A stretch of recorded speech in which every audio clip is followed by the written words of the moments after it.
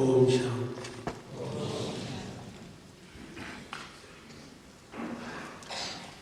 बाबा के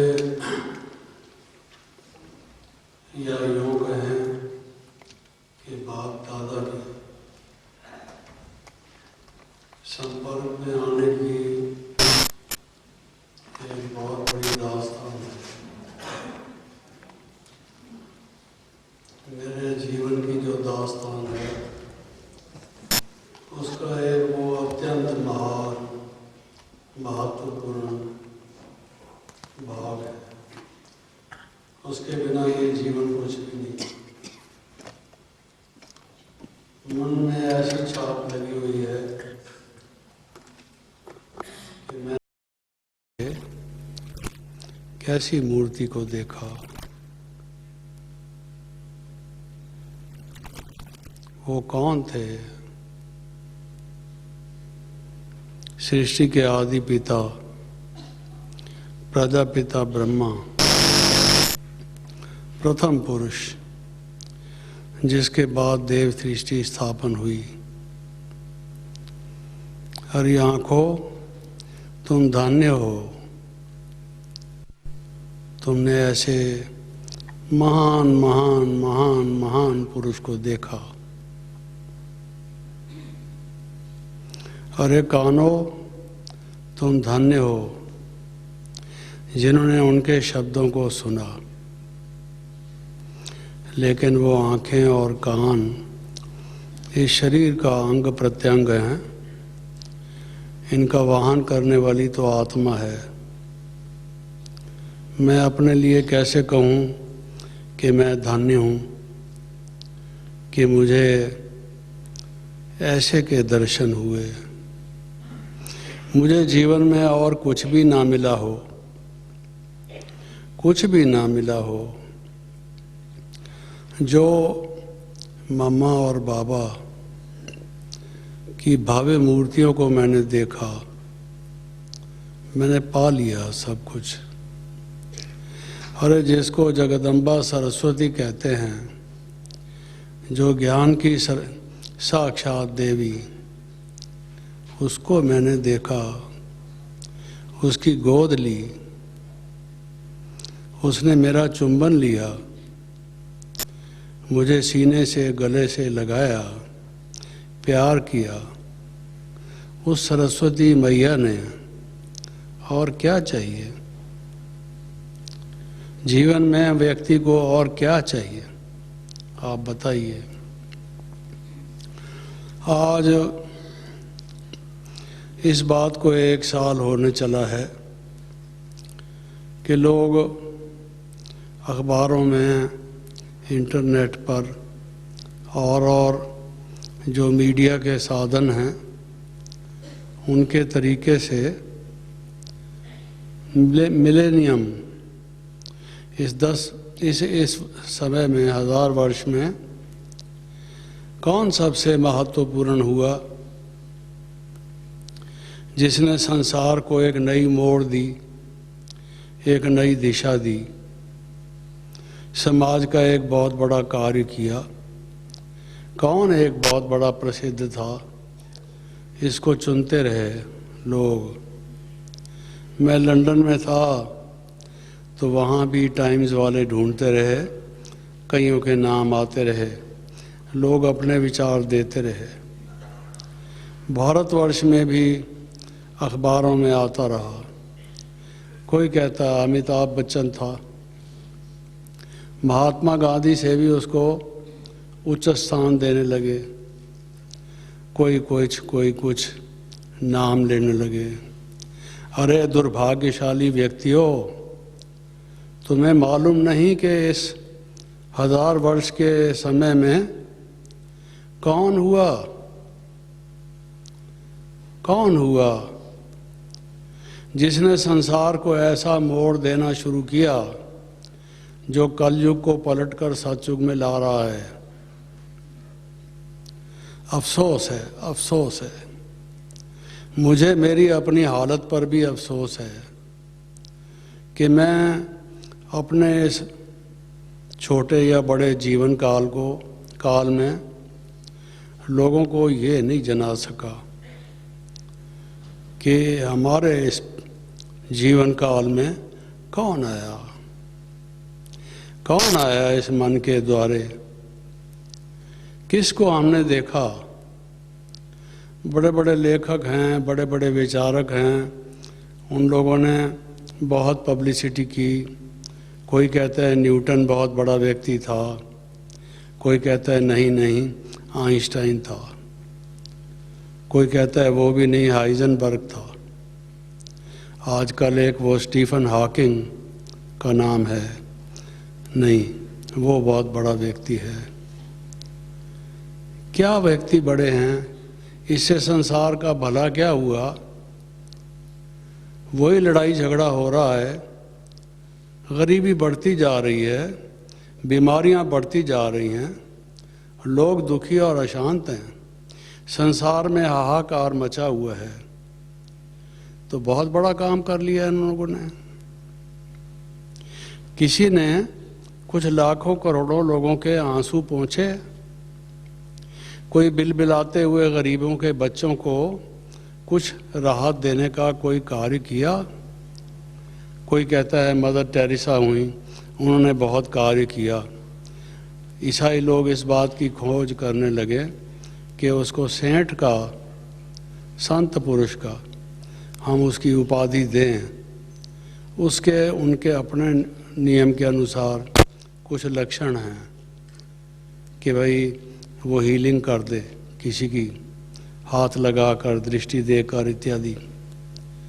कितने आदमियों को उसने जीवन में क्योर कर दिया। क्या उससे बीमारी दुनिया में ख़त्म हो गई।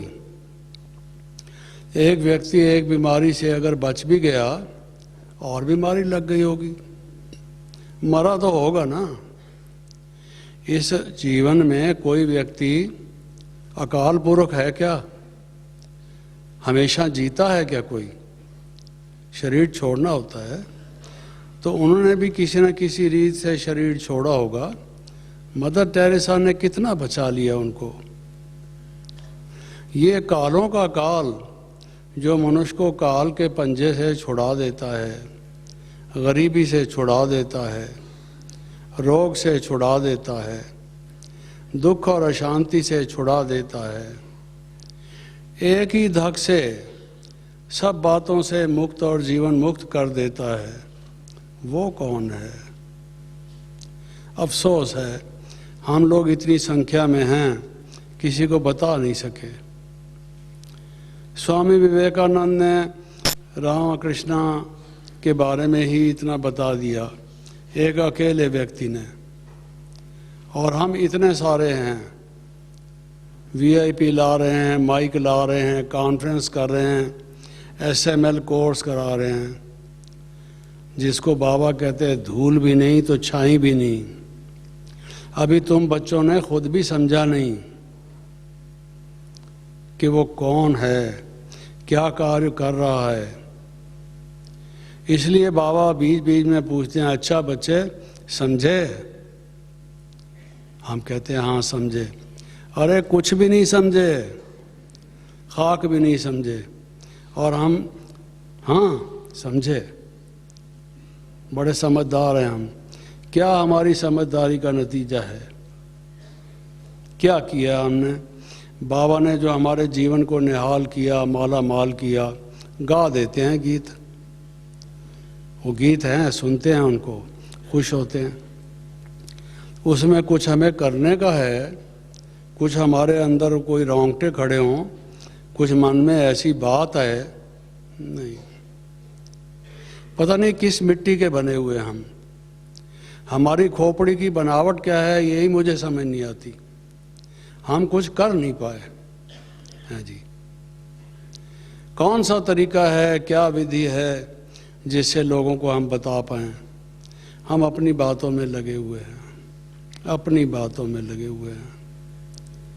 लेकिन मैंने ऐसे मूर्तियों को देखा, बाबा को देखा, मम्मा को देखा। उनके कोमल, पवित्र, महान, वरदानी हाथों ने मुझ में सिरहन पैदा की, मुझे स्पर्श किया, प्यार किया, सिर पर प्यार किया, गालों पर प्यार किया, गोद में लेके प्यार किया। मैं भी कुछ कर थोड़ी पाया, कुछ भी नहीं कर सका, लेकिन जो उन्होंने जो कुछ मेरे साथ किया वो तो अविस्मरणीय है, भूल नहीं सकते हम उसको। वो मूर्तियां तो मेरी आंख से ओझल कभी भी हो नहीं सकती। लेकिन मैं कोई सिर्फ शरीर रूपी बाहर की जो पार्थिव देह है उस मूर्ति की बात नहीं कर रहा। गुण मूर्ति, ज्ञान मूर्ति, योग मूर्ति, वो जो उनकी महानता थी उसकी बात कर रहा हूँ। दुनिया में खूबसूरत से खूबसूरत लोग हैं, पता नहीं मैं कितने खूबसूरत लोगों से मिला हूँ। 50 देशों में गया हूँ, ऐसे सुंदर लोग मैंने देखे हैं कि पता नहीं किस आर्टिस्ट ने बनाए हैं।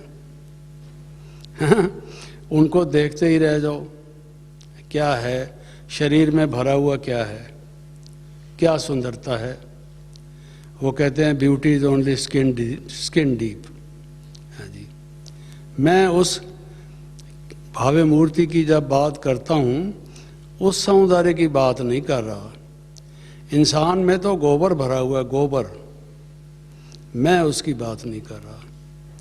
लेकिन जो उनकी अच्छाइयाँ थीं, उसकी महानता जो थी वो बात कर रहा हूँ। शुरू से लेकर वो एक लंबी कहानी है, लंबी दास्तान है, लेकिन एक थोड़ा सा हिस्सा उसका आज आपको बताना चाहता हूँ।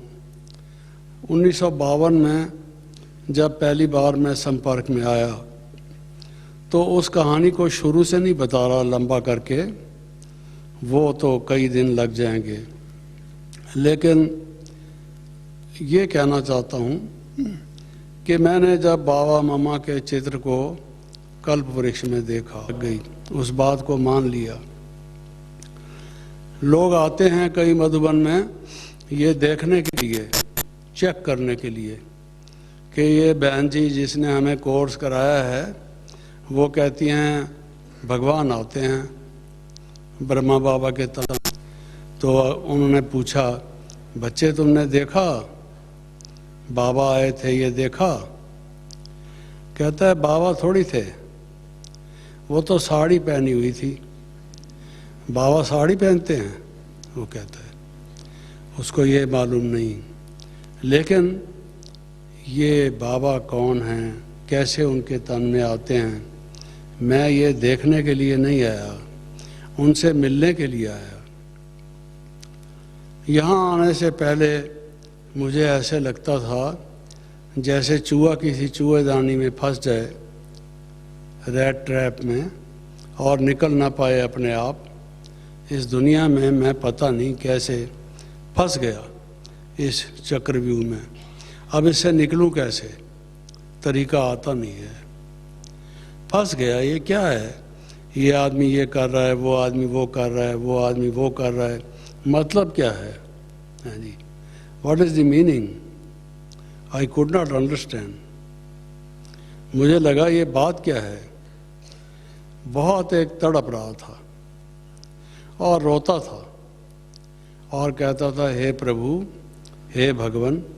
उन दिनों तो यही कहते थे ना हम, प्रभु, भगवान इत्यादि। आप मुझे निकालो। चूहेदानी से चूहा खुद नहीं निकलता है, उसको कोई निकालने वाला होता है।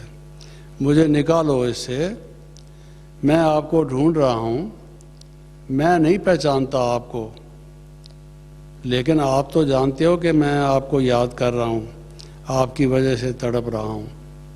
आप निकालो। आप मेरे पिता हो और कहा जाता है भगवान दयालु हैं, कृपालु हैं। आप दया और कृपा करो। आप हमारे पिता हैं, माता हैं, सब कुछ हैं, फिर निकालते क्यों नहीं?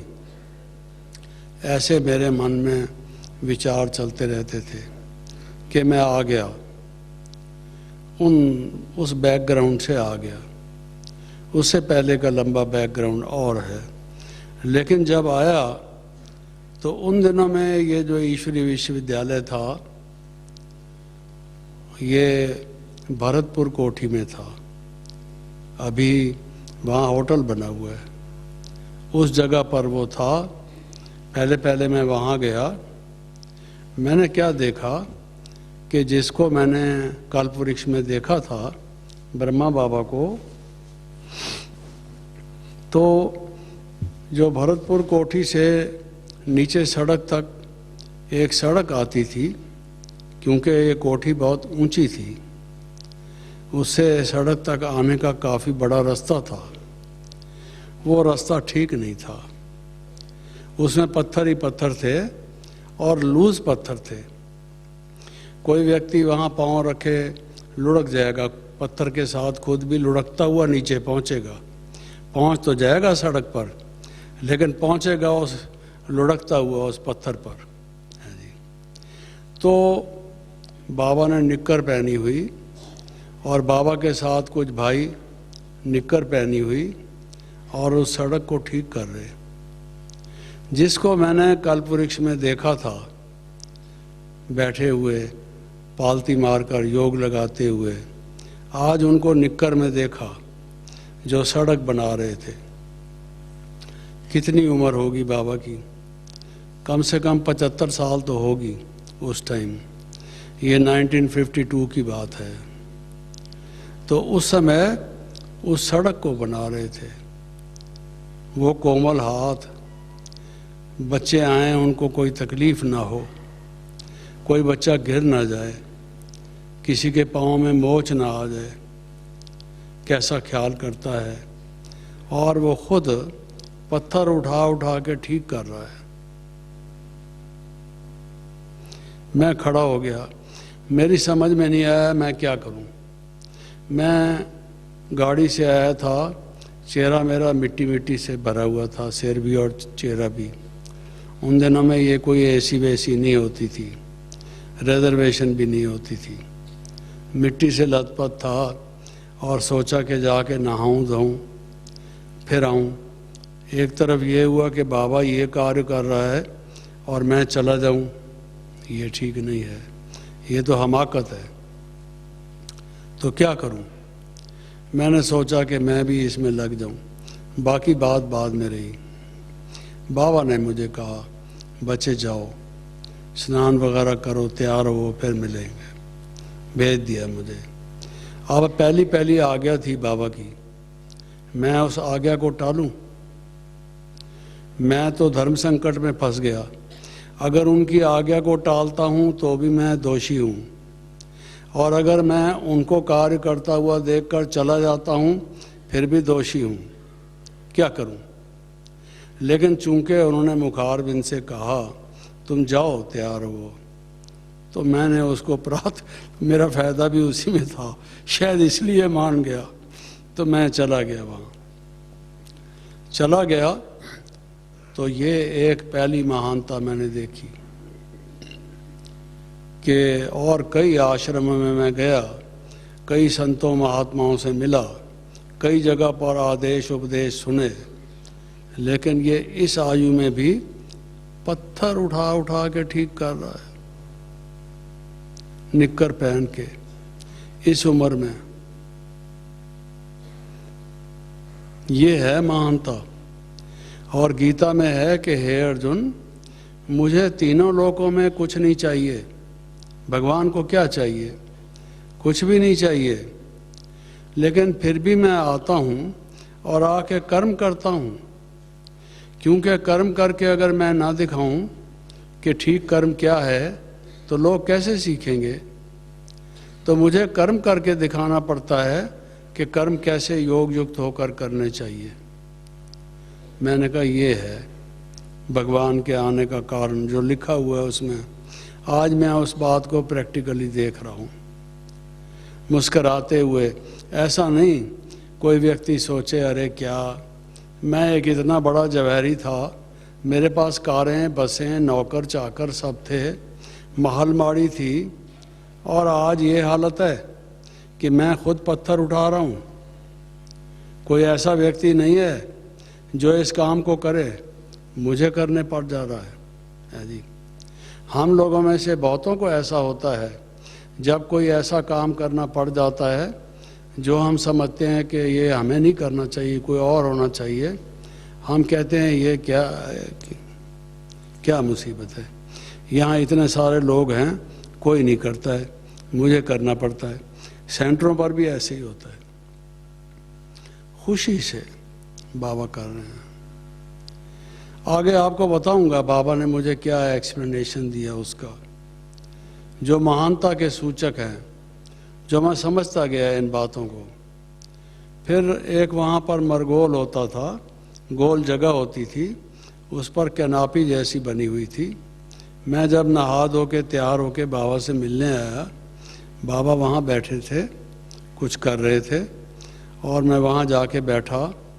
बाबा कहते हैं, आज की मुरली सुनी, बहुत वंडरफुल थी, आज की मुरली बहुत वंडरफुल थी। बाबा ने क्या नहीं सुनाया, बाबा ने कहा, देखो श्री कृष्ण जैसा आज तक दुनिया में कोई नहीं हुआ। क्या कमी थी उसमें? उसका नाम ही है सुंदर, अत्यंत सुंदर था वो, और उसको सब चीज़ प्राप्त थी, हैं, इत्यादि इत्यादि। तो फिर भी गीता में लिखा हुआ है कि जब भगवान आते हैं साधारण तन में आते हैं, और जो मूढ़मती लोग हैं जानते, लेकिन एक्सप्लेन करने का तरीका ये था, बाबा बता ऐसे रहे थे कि वो शिव बाबा के लिए कह रहे हैं, अपने लिए नहीं। शिव बाबा ने कितना ये अनमोल ज्ञान दिया। अगर कोई व्यक्ति ऐसे बनावट से कोई बात कहता है, वो चल नहीं पाती। नेचुरल वे में हर एक बात बाबा के मुख से ऐसे निकलती थी। शिव बाबा के बारे में इशारा हमेशा बाबा देते थे। तो बाबा की बात से मुझे लगा कि देखो बाबा बाबा बाबा बाबा याद है, लेकिन बाबा ने कहा, देखो श्री कृष्ण को भी श्री कृष्ण बनाने वाला कौन था? नर से नारायण, उसको किसने बनाया? ये लोगों को नहीं मालूम। बच्चे, ये तुम्हें बताना है, ये बाबा ने मुझे कहा, ये तुम्हें बताना है। जैसे बाबा को पहले साक्षात्कार हुआ और वो शिव बाबा आए, कमरे में लाइट हुई और बाबा को नई सृष्टि का साक्षात्कार हुआ। कोई तारे तारे से थे, आते थे, महल थे, कोई शहजादा कोई शहजादी बन जाते थे, और बाबा ने उसको कहा, बच्चे तुम्हें ऐसी सृष्टि बनानी है। ये बाबा की जीवन कहानी में आता है। तो मुझे बाबा ने कहा, ये तुम्हें बताना है। हाँ जी, मेरे तो कपाट खुल गए, ये मुझे बताना है। अच्छा, फिर बाबा ने कहा, और कितनी बातें बतानी हैं बच्चे, समझते हो? क्योंकि लोगों को तो पता नहीं ज्ञान का बिल्कुल।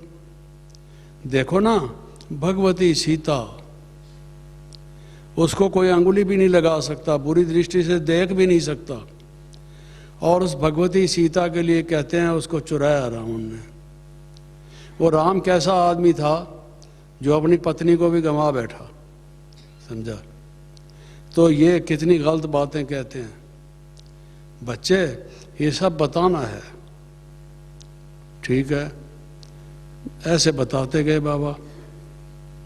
मैं कोई डायरी पेंसिल तो लेके बैठा नहीं, डायरी पेंसिल वैसे भी आज तक मैंने रखी नहीं, बुद्धि रूपी डायरी में ही लिखता हूँ, सीधा डायरेक्ट। तो सुन रहा था मैं, फिर बाबा ने कहा, जब ये सारी बातें लोगों को कहोगे, लाठियाँ मारेंगे लोग, लाठियाँ। साथ में ये कह दिया, सिर पर तुम्हारे लाठियाँ मारेंगे। तुम कहोगे राम की सीता नहीं चुराई गई, खुश नहीं होंगे कि अच्छा कैसे आप कहते हो, ये तो अच्छी बात है अगर ऐसा नहीं हुआ। ऐसे नहीं कहेंगे, कहेंगे तुम हमारे शास्त्र का खंडन करते हो। तुम कौन नया आदमी आया हो, तुम्हें क्या पता है? अरे ऋषि मुनि वगैरह वाल्मीकि जैसे रामायण लिख गए, संत तुलसीदास ने इतनी बड़ी रामायण लिख मारी, पन्ने सारे काले कर दिए जो कुछ भी समझो। और आज तुम छोटे थे व्यक्ति हैं, वो कहते हैं ना नन्ही सी जान और गज भर जबान, तुम बोलते हो ये क्या गलत बात कहते हो। लाठियां मारेंगे, फिर लाठियां खानी पड़ेंगी, लाठियां खाओगे। अभी टोली तो बाबा ने खिलाई नहीं थी, पहले लाठियां खिलाने की बात बाबा ने कर दी। आपको तो टोली मिलती है, मुझे ऐसे लगा मुझे तो लाठियां लगेगी। कोई बात नहीं, तो मैंने कहा बाबा डरते तो नहीं हो। मैंने कहा किस बात से डरूंगा, आपके आदेश से, आपके निर्देश से, आपकी छत्र छाया से काम करूंगा, आपके संरक्षण में, मुझे किस बात का डर है। सच कह रहे हो सोच के।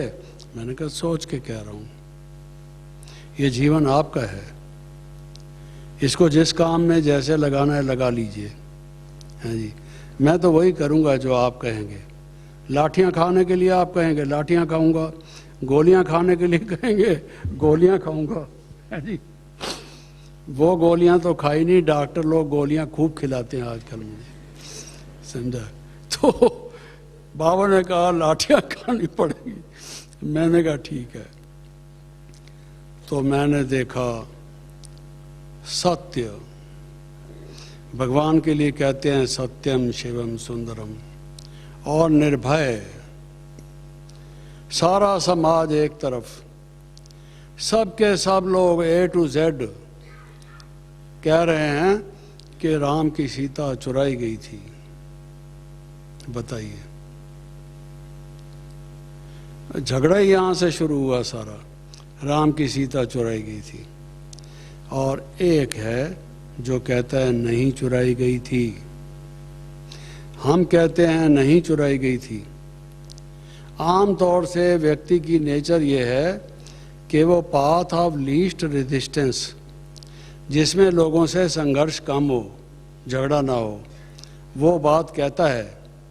ऐसी बात कोई अजीब आदमी ही कहता है जिससे लाठियां खाने के लिए तैयार हो, समझा।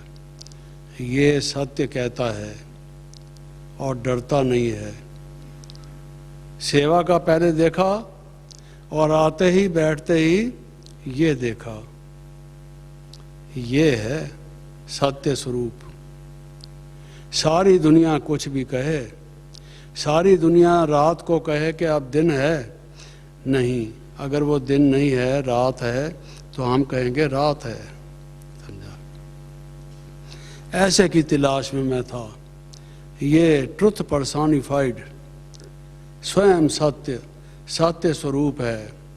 और सत्य को जानना ये भी एक बात है, लेकिन सत्य को कह पाना है जी, ये और कठिन बात है। सत्य को निर्भय होके कह पाना, ये बुजुर्ग व्यक्ति, बुजुर्ग शरीर का, और ये बात को ठीक तरीके से सत्य रूप से कहता है जी, निर्भय होके। ये ग्रंथ साहब है सिखों का, उसमें आता है पहले शुरू में कि भाई वो निर्भय है, भगवान जो है निर्भय है। और किसी मनुष्य को किसी भी परिस्थिति में कोई भी कारण से कभी भी अंश मात्र, लेश मात्र, थोड़ा भी, क्षण मात्र के लिए भी भय हो सकता है। उसको कोई भय नहीं, ये पहचान है उसकी। वो सबसे सामना करने को तैयार है। ये मैंने देख लिया। फिर बाबा से मिलने गए, हमको ले गए फॉर्मली, ऊपर ले गए। ऊपर एक जगह थी, सीढ़ियाँ चढ़ के जाना पड़ता था, लकड़ी का स्टेयर केस बना हुआ था, उसमें हम गए। तो बाबा मम्मा बैठे थे, उनसे मिलने के लिए हमको लिवा गए, उनके सामने जाके बिठा दिया। हमको मालूम नहीं था कि इनसे कैसे मिलना होता है। संतों महात्माओं को अपना अपना तरीका होता है, गुरुद्वारे में अपना तरीका होता है, हर एक जगह मिलने जुलने का तरीका अपना अपना है। यहाँ कैसे मिलना है हमको नहीं मालूम, किसी ने बताया नहीं था, गाइड नहीं किया था। हम तो जाके बैठ गए बाबा के सामने। मैं बैठा बाबा के सामने, हमारे साथ 2 व्यक्ति और थे और बहनें थीं कुछ, जो आज भी हैं कई, एक आध शायद नहीं रही। आधा तो नहीं, आधी बहन तो नहीं होती, बहन तो पूरी होती है, मतलब कोई 1-2 नहीं रही होंगी, बाकी सब थी। तो हैं वो, तो वो बैठे थे हम सब। तो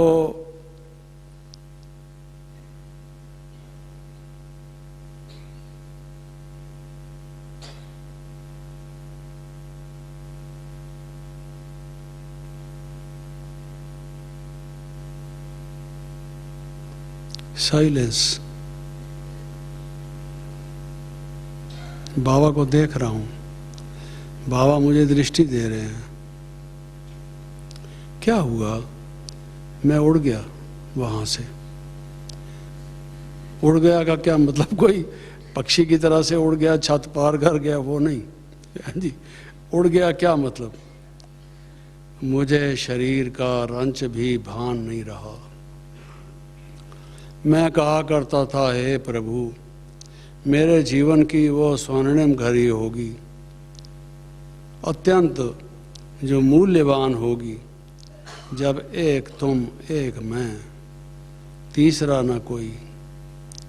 हम 2 मिलके आपस में बात करेंगे, बैठेंगे, मिलेंगे। मुझे कुछ नहीं चाहिए। क्या तुम मेरी ये इच्छा पूरी कर सकते हो? तुम सबकी इच्छा पूरी करने वाले हो। मेरी और कोई इच्छा नहीं है।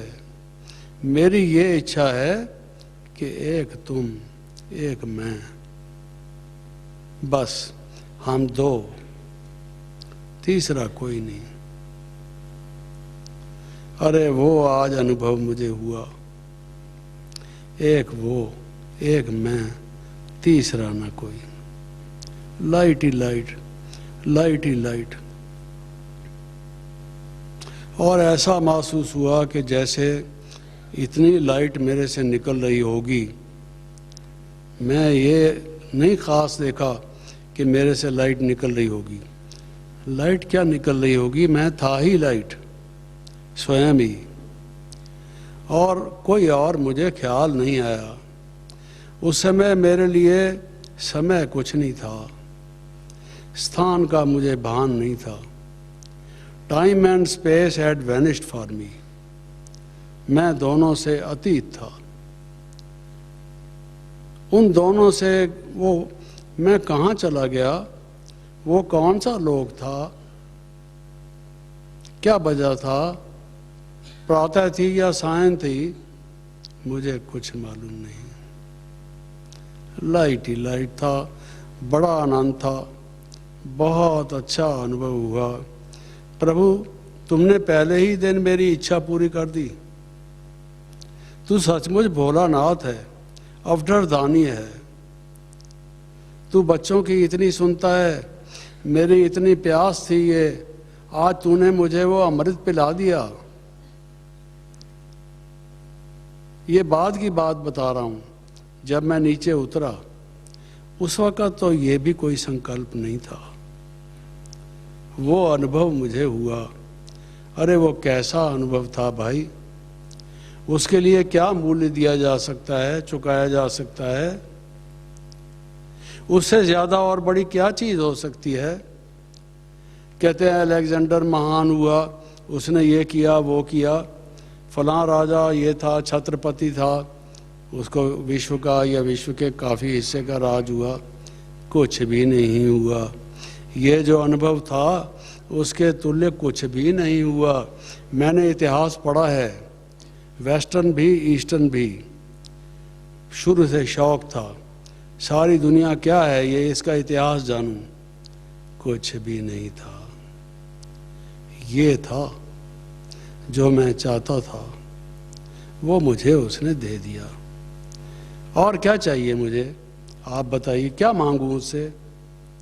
जब उसने इतनी बड़ी प्राप्ति मुझे दे दी, इतना बड़ा अनुभव करा दिया, उससे बाद कुछ मांगने की, कुछ एक्सपेक्टेशन की गुंजाइश रह जाती है? आप सोचिए। तो फिर क्या देखता हूँ कि मैं बाबा की गोद में हूँ।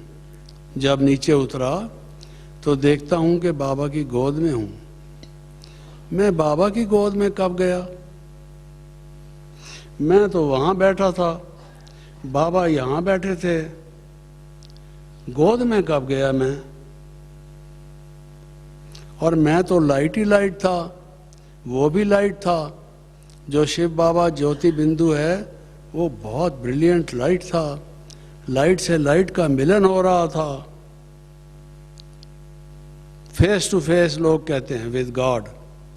अब फेस तो गॉड का था नहीं, और मैं भी उस अनुभव में कोई मेरा भी फेस था नहीं।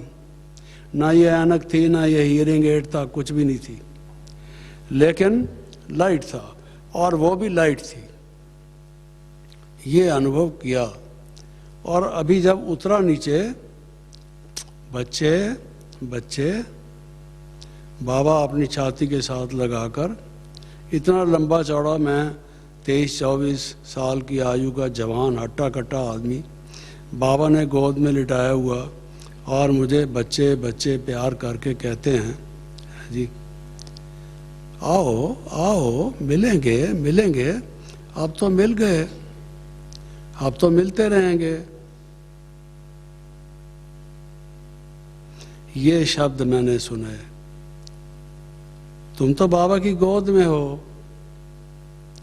अब ये सुन रहा था कल जिस बहन ने भोग लगाया, शशि बहन ने, कि अर्जुन बाबा की गोद में था।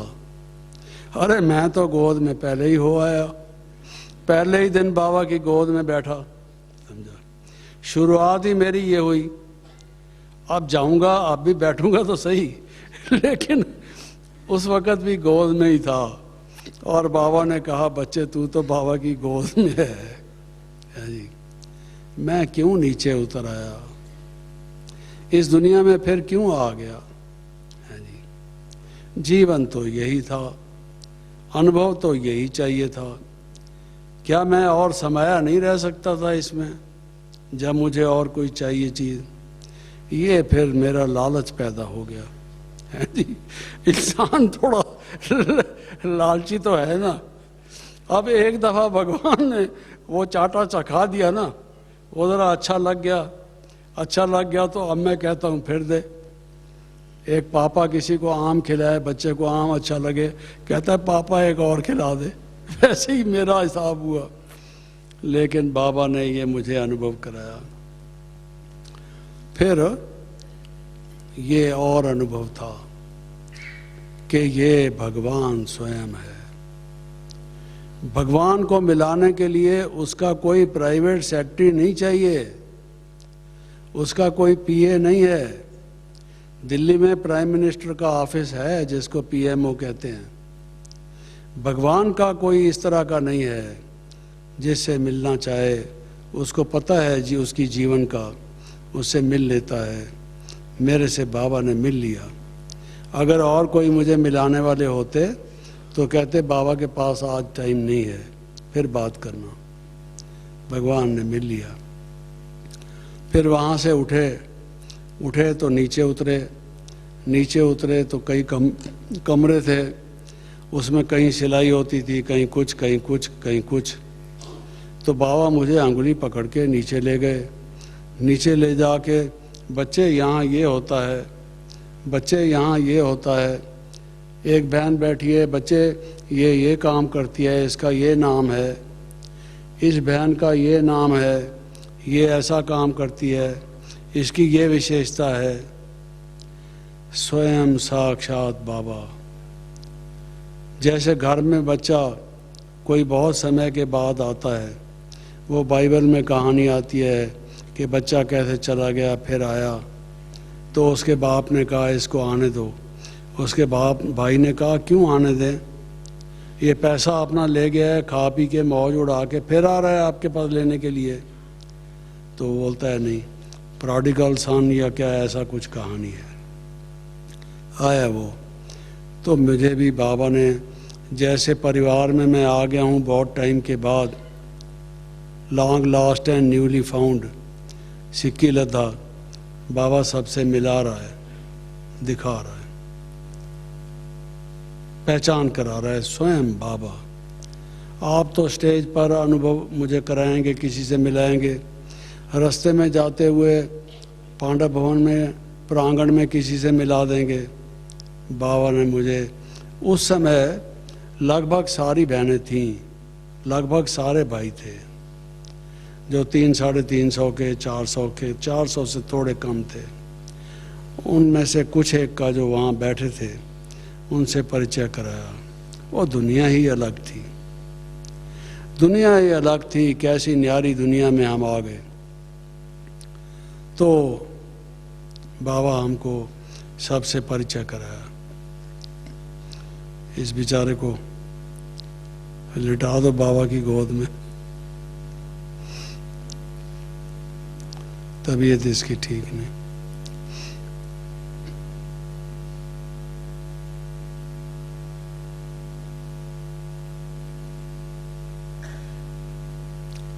आ गया, ठीक हो गया, इट्स ओके। तो ये सारा परिचय कराने के बाद बाबा मुझसे बोले, now I want to have your attention please. ये सारा अनुभव कराने के बाद बाबा बोले, बच्चे पड़ोस में एक मित्र है, बाबा का मित्र रहता है। बाबा का मित्र रहता है, क्या मतलब इसका, मैं समझा नहीं बाबा के कोड को कि ये कौन सा मित्र है। खैर, जब बाबा और हम अलग हुए तो मैंने किसी से पूछा वो मित्र कौन है, उससे कभी मेरे को मिला सकते हैं। उन्होंने कहा जी वो एक सन्यासी है, उसने कुटिया बनाई हुई है कब्रिस्तान के पास, और वो गाली देता रहता है, रात दिन गाली देता है, समझा, बाबा को गाली देता है। उसके लिए बाबा ने कहा बाबा का एक मित्र है, जो बाबा कहते हैं कि निंदा हमारी जो करे मित्र हमारा वो। तो बाबा ने बड़े नेचुरल वे में मुस्कराते हुए ये कहा कि ये पड़ोस में बाबा का एक मित्र रहता है। हाँ जी। अब बाबा की जो धारणाएं हैं, जो उनका जीवन है, जो गुण है, वो मेरे सामने आता गया सारा। वो गाली देता है और बाबा कहते हैं मित्र है। और बाबा मुझे सबसे परिचय करा रहा है, जैसे मैं बहुत पुराना कोई इसी जगह का हूँ। ये पुरानी पहचान है। ये सारा कुछ मेरे साथ होता गया, लंबी दास्तान है। लेकिन ये अनुभव बीच बीच में थोड़ा बताऊंगा, क्योंकि फिर टाइम हो जाएगा। तो उसके बाद उस बिल्डिंग के और अनुभव छोड़ देता हूँ। उसके बाद हम लोग कोटा हाउस में आए। वो अभी भी है, सर्किट हाउस है वहाँ पर। उस कोटा हाउस में शिफ्ट किया बिल्डिंग को, क्योंकि भरतपुर के महाराजा ने बिल्डिंग की कोई रिपेयर नहीं कराई। बारिश आती थी, टपकता था, कई चीज़ें थी। बाबा ने मुझे कार्य दिया, मैंने कॉरस्पॉन्डेंस की विश किशोर की डायरेक्शन से। कुछ लोग थे उनके परिचित, उनको बीच में डाला, कुछ हुआ नहीं। आखिर हमको वहाँ से शिफ्ट होके आना पड़ा। कोटा हाउस और धौलपुर हाउस, इन दो जगह पर हम गए। कोटा हाउस में मैं आया। लेकिन उससे पहले एक बात और ख्याल में आ गई है कि इस भरतपुर कोठी में जब मैं था, विजय निवास या क्या इसको कहते थे, तो इसमें एक सरदारी महल नाम से जगह थी, या कोई और नाम था, बहुत टाइम हो गया है, मेरे ख्याल में यही था। तो बाबा मम्मा उसमें बैठे थे, साथ में मनोहर दादी, कुंज बहन और एक दो और थे, दीदी थी। हम उनसे बाबा से मिले। रात का कोई टाइम था, 10 बजा होगा। तो बाबा ने कहा बच्चे 10 बजा है, आप चलो। जाओ रेस्ट करो। बाबा का आदेश हुआ तो हम लोग वहाँ से उठ के आए, अपनी अपनी जगह पर सब चले गए। उसके पास ही जैसे हम नीचे उतरे तो शुरू में कोई छोटे छोटे कमरे थे, उनके दरवाजे नहीं थे, उसमें पर्दा लगा हुआ था, कमरा साफ सुथरा था, चारपाई वगैरह लगी थी। तो वहाँ मेरे को जगह मिली हुई थी, अकेला था मैं, तो मुझे रहने को वहाँ कहा गया था। मैं आके वहाँ लेटा, लेकिन मुझे नींद नहीं आ रही थी। बाबा बाबा, मैं आ गया, बाबा के पास आ गया। बस वो सरूर, वो नशा, वो खुशी, और मेरे को नींद ना आए उसमें। मैं जाग रहा था, लेटे लेटे लाइट लाइट लाइट, जैसे शरीर है नहीं, ऐसा अनुभव कर रहा हूँ। बाबा की याद होते होते ये मेरी स्थिति हो गई। और उस स्थिति में क्लाइमेक्स की एक स्टेज ये आई कि मैंने कहा बाबा। पास में ही तो बाबा थे, और उधर साथ में दूसरी तरफ और लोग रहते थे।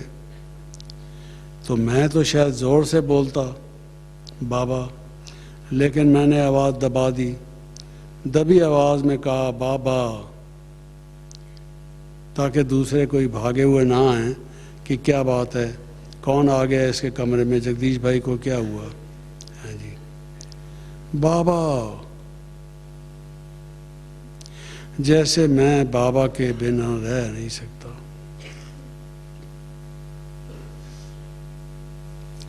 अब उसके बिना मेरा जीवन और कुछ है नहीं, मैं उसी का हूँ, वो मेरा है।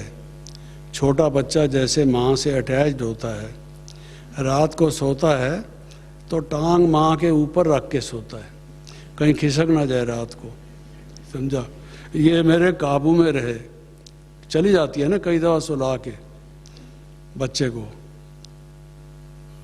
उसका होता है। तो मेरा भी ऐसे ही था। बाबा, साइलेंस, लाइट। बाबा, क्या देखता हूँ, बाबा आ गए। बाबा आके सामने खड़े हो गए। मैंने लाइट ऑफ की नहीं थी, क्योंकि मुझे नींद तो आ नहीं रही थी, लाइट आनी थी। और उसमें बाबा आके खड़े हो गए, मुझे दृष्टि देने लगे। साक्षात्कार जैसे होता है। बाबा साकार में हैं, लेकिन साकार में मुझे साकार भी दिखाई दे रहे हैं, लाइट के भी दिखाई दे रहे हैं, जिसको सेमी ट्रांस की आप स्टेज कह दीजिए। दोनों, जैसे वो कहते ना गुरु गोविंद दोनों खड़े काके लागू पाए, तो दोनों ही मुझे जैसे इकट्ठे दिखाई दे रहे हैं। अव्यक्त ब्रह्मा और ब्रह्मा, बाबा मुझे देख रहे हैं।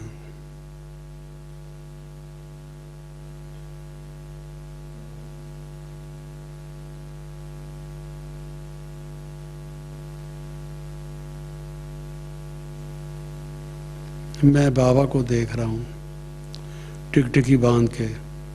अरे आंखों, बंद नहीं होना आज,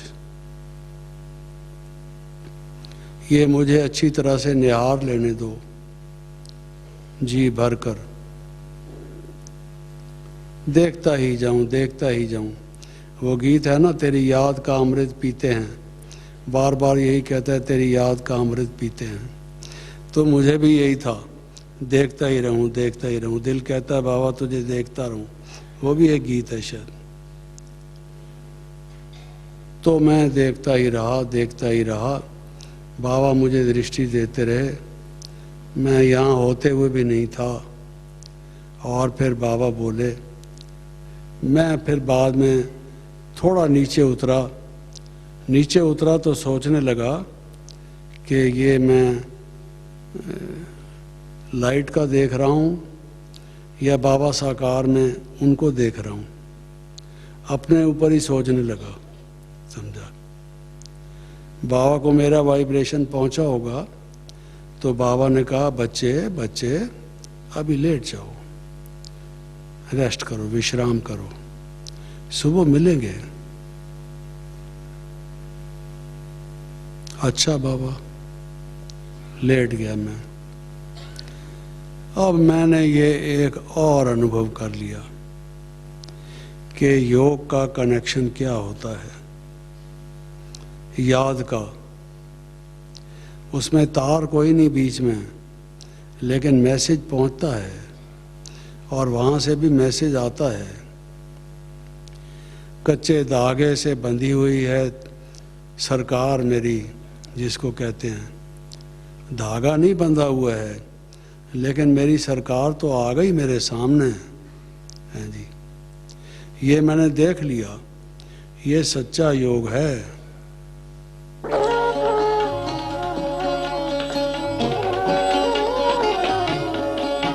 अरे शिव की याद रहेगी तब आँखों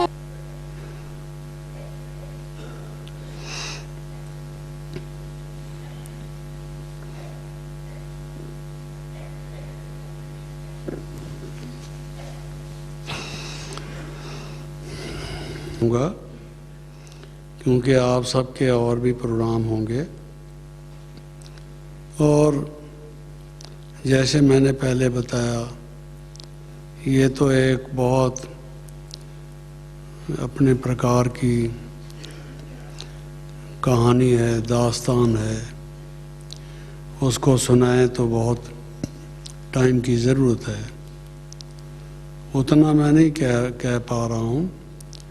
बीच बीच में जब जो मुझे कोई बात ख्याल में आई, वो मैं कोई सिलसिलेवार नहीं, वैसे आपको थोड़ा थोड़ा सुनाता रहा, कोई चुनकर नहीं, स्पॉन्टेनियसली जो ख्याल में आ गई।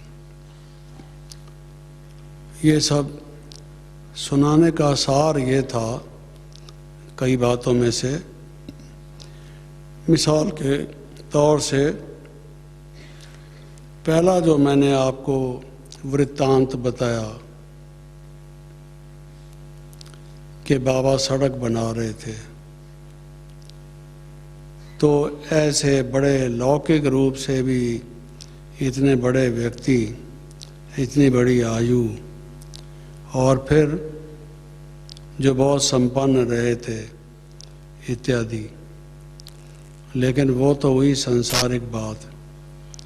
अब जब बच्चे भी थे, सब कुछ था, बाबा अपने हाथों से कार्य कर रहे थे। मेरी बाबा से बात भी हुई, एक दफ़ा भी, कई दफ़ा बाद में भी। तो बाबा ने कहा बच्चे, मैं अपने शरीर को सफल न करूं, ये तो तन मन धन सब सफल करना है, स्वाहा करना है। दधीची ऋषि की तरह से हड्डी हड्डी देनी है। तुम बच्चे शरीर से काम करना चाहते हो तो मैं वंचित रहूं, मैं भी करूंगा। ये जो लकड़ी का जीना आता है, मूवेबल लेडर, लाठी का बना हुआ, उस पर चढ़कर कई दफ़ा हमने बाबा को कील लगाते हुए देखा। अकेले हथौड़ी और कील लेकर ठोक रहे हैं, कनात शमाना बना रहे हैं। कुछ बच्चे आने वाले हैं, जगह है नहीं रहने की, उनके लिए वो बना रहे हैं। लेकिन माफ़ कीजिए, आज मैं देखता हूँ सेंटरों पर संपन्न बहने भाई या दूसरे जो धनाढ़ हैं या और किसी तरह वाले सेवा करते होंगे, चुनी हुई सेवा करते हैं, जिसको हड्ड रोखी कहते हैं, हड्डी हड्डी देने वाली सेवा, वो नहीं देखने में आती।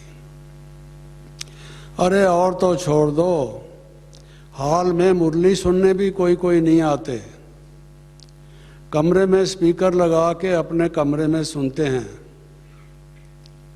जैसे इतने बूढ़े हो चुके हों या इतने सख्त बीमार हों जो यहाँ तक भी ना पहुँच सकते हों। और मैंने बाबा को उस आयु में भी ये सारा कार्य करते हुए देखा।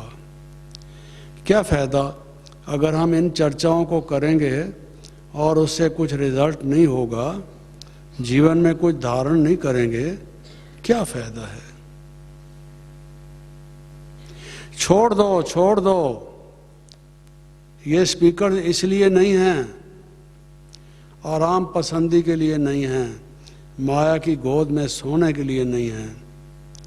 क्लास में आओ, क्लास में आओ, सुनो मुरली ठीक तरह से, नोट करो। कहाँ है डायरी पेंसिल?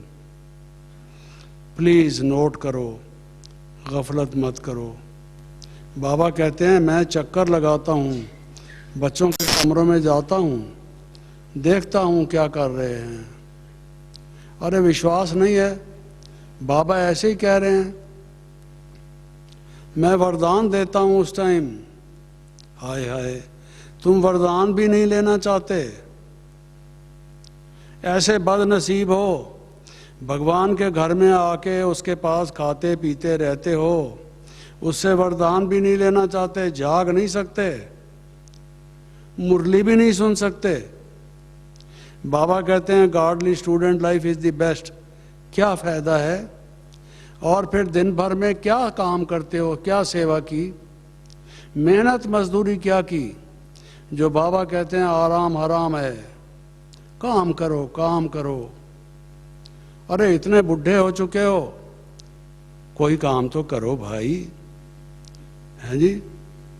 वो कहते हैं बेकार मुबाश कुछ किया कर, और नहीं तो उधेड़ उधेड़ के सिया कर, समझा? कुछ तो काम कर।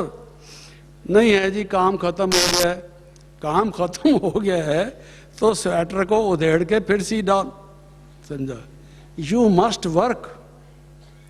An empty person's brain is a devil's workshop. You must work. सुनते हो कि नहीं सुनते? बाबा क्या कहते हैं? इस बात का ध्यान दो, इससे फ़ायदा होगा। मैं आज आने के लिए इसलिए माना, मेरा मन करता है मैं कमरों में जाऊं, चक्कर लगाऊं, देखूं क्या हो रहा है।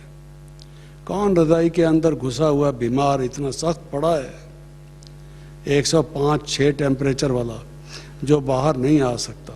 ज़रा देखा तो जाए, उसको स्ट्रेचर में ले आए हम। एक दफ़ा एक व्यक्ति आया था, नेचर क्यूर का अभ्यास करता था, और उस बेचारे के कोई पाँव में मोच आ गई या क्या हुआ, तो वो क्लास में नहीं आया। बाबा ने कहा बच्चे आज वो कहाँ गया, दिखाई नहीं दे रहा। तो उसके साथ जो आए थे वो बोले बाबा उसके पाँव में मोच आ गई है, वो अपने कमरे में है। बाबा ने कहा मोच आ गई है तो तकलीफ़ होगी उसको, लेकिन उसको स्ट्रेचर पर ले आते, स्ट्रेचर पर उसको क्लास में लिटा देते। ये फैमिली इंस्टीट्यूशन है, बाबा मना नहीं करता, ज्ञान सुनो। शिव बाबा परम धाम से आता है, परम धाम से, उसकी डिसरेस्पेक्ट करते हो, इंसल्ट करते हो। कौन है वो, कितनी बड़ी अथॉरिटी है, अकल मारी तो नहीं गई? वो इतनी दूर से आता है ज्ञान सुनाने, और तुम वहां से उठ के यहाँ तक नहीं आ सकते। ओहो, ये कितनी बदनसीबी है। तो इस चीज को आज छोड़ो, छोड़ो, ये आलस है। बाबा ने कितना उसके विषय में बताया है। ये छठा विकार है, ये कुंभकर्ण है, कुंभकर्ण, जिसको भी रावण के साथ जलाते हैं। इट इज़ लाइक दैट, उसको छोड़ो। अमृत वेला अपनी जगह है, ये क्लास का टाइम अपनी जगह है।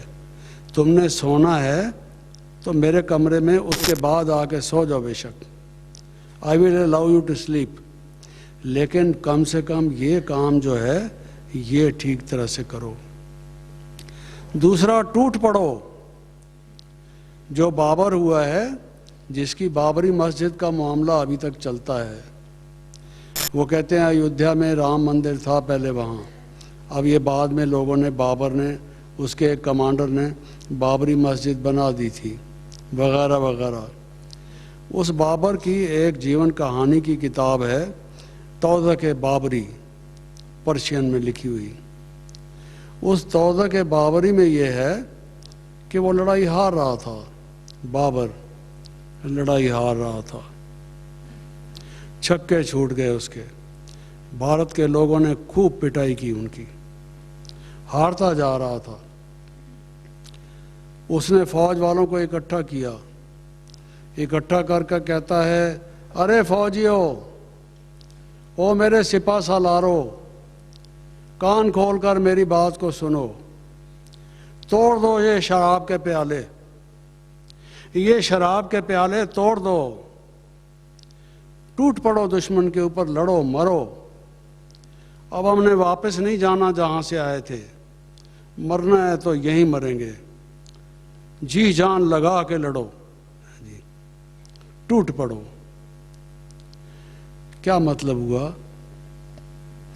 हम भी ये छोटी मोटी बातें इधर उधर की, इन टाइम अपना सारा खराब करके ये प्याले ले रखे